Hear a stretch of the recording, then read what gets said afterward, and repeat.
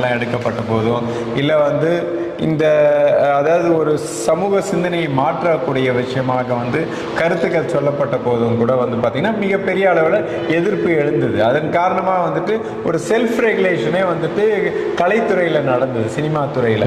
அது மாதிரியான காலகட்டம்லாம் கடந்து வரும். அதே மாதிரியான ஒரு காலகட்டத்தில் நீங்கள் சொல்கிற விஷயங்கள் இருக்குது. அப்போ அதை வந்து இந்த சமூகம் தான் சரி செய்ய வேண்டும்.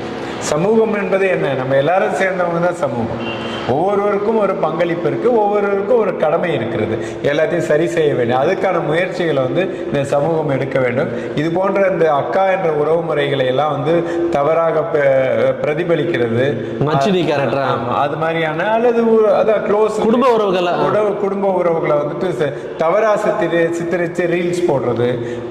அப்புறம் வந்து நீங்க சொன்ன மாதிரி சில ரீல்ஸ் எல்லாம் கூட நான் பார்த்தேன். தந்தை, அதாவது அப்பாவை கேலி செய்யறது, அப்பாவை கேலி செய்யறது,